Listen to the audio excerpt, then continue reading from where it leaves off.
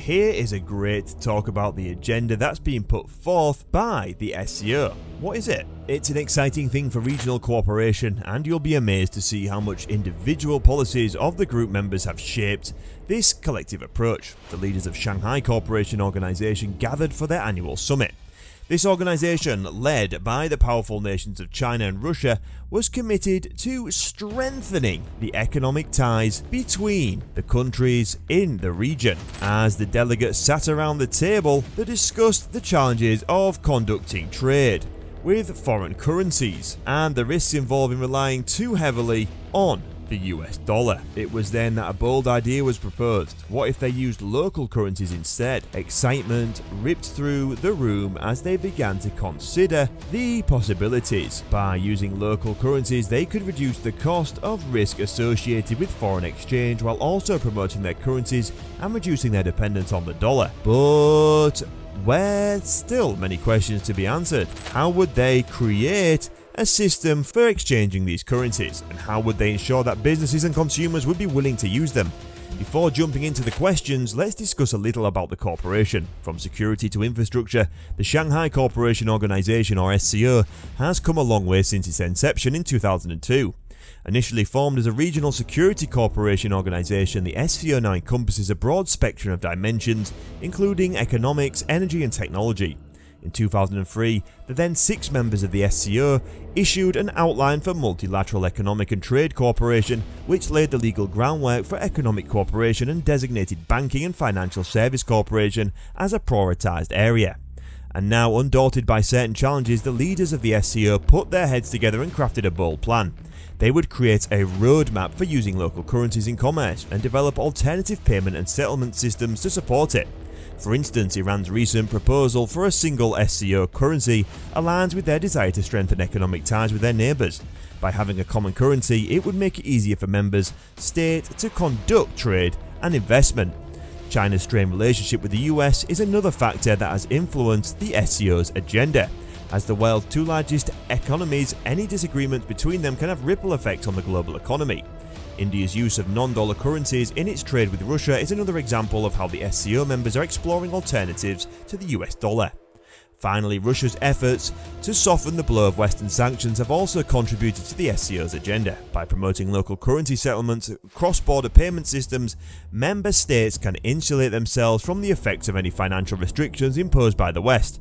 The creation of an SCO development bank could also help to address development shortfalls within the region by providing funding for infrastructure and other projects. Now, about the recent SCO summit, there is certain interesting points that emerged from it. One thing that stood out was the XI's reluctance to discuss the geopolitical risk of the US dollar dependence. While some may have found this surprising, it actually speaks to a larger concern shared by Chinese authorities. The vulnerability is precisely why Chinese officials are actively working to create alternative mechanisms that can help protect against this risk.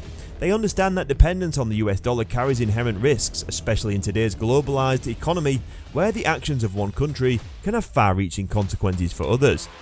The yuan, a name that may not be as well known as the dollar or the euro, but make no mistake is on the rise, and while some may speculate that China's ultimate goal is to overthrow the dollar and rule the world's financial system with an iron fist, that's not the whole story. The future. Beijing, the bustling capital of China, a city that exudes an air of power and prestige, is focused on strengthening the yuan as a regional reserve currency, building up Chinese institutions and collaborating with intergovernmental bodies like Shanghai Cooperation Organization (SCO). It's a strategic move boosting the use of yuan in cross-border trade and investment. This doesn't mean that China is turning its back on international markets. Beijing still wants to ensure that the yuan has a prominent place in the global financial system, even in the midst of geopolitical crises. The yuan is already gaining ground in countries like Russia, India and Pakistan, with increasing use in trade settlements and investments, and as China continues to build up its financial infrastructure and increase its influence in the region. The yuan's role as a regional reserve currency is likely to become even more prominent. So while China may not be gunning for global domination with the yuan just yet, it's certainly making moves to secure its place in the financial order. And of now, it's been clear enough.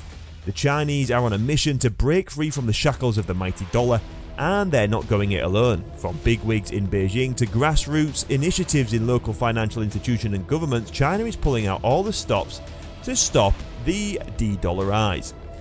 And one prime example of their determination is the Sino-Russian Financial Alliance, the dynamic duo made up of Harbin Bank, a commercial bank from China's bustling city, and Russia's Sberbank, the nation's largest savings bank, have teamed up to create a non-profit cross-borders financial cooperation organisation that's shaking things up.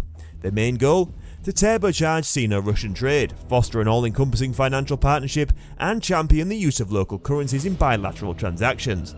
It's time to wave goodbye to the dollar and hello to a new era of monetary liberation. A formidable financial alliance was born with 35 members hailing from 2 of the world's superpowers.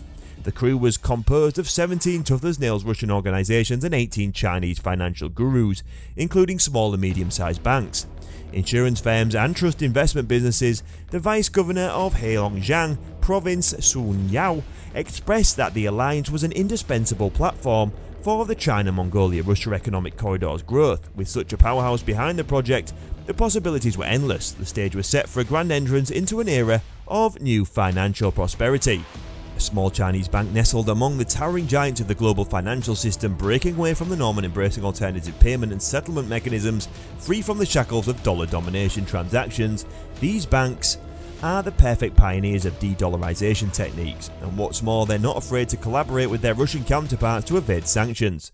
Take for instance Harbin Bank and Heilongjiang Province. These fearless financial players aren't cowed by the prospect of secondary sanctions, even after the US imposed sanctions on Russian financial institutions in retaliation for Russia's invasion of the Ukraine in February. Instead, they've boldly released their 100 measures in May of this year, a sweeping effort to fulfill the desires of Heilongjiang local party leaders and expand financial ties with Russia. In a world where the financial status quo regains supreme, these small Chinese banks are shaking things up and embracing change. It's like a high-stakes games of financial chess. After the US government declared sanctions against Russian banks, it seems like China's big banks were quick to make their move. The Bank of China and the Industrial and Commercial Bank of China have pulled out their pawns by halting transactions with Russian firms. But wait, what's this? It seems like the small and medium banks involved in the Sino-Russia Financial Alliance have a trick up their sleeve. They suggest using the cross-border interbank system, hard cash, to evade the sanctions. Will this be enough to turn the game around? What do you think about China's efforts to reduce the dependence on the dollar? Do you think it's a wise move? I'd love to hear your thoughts in the comments. Thanks for tuning in. At our channel, we strive to empower our viewers with knowledge and understanding of the financial world. If you haven't already, we encourage you to subscribe to our channel and turn on notifications.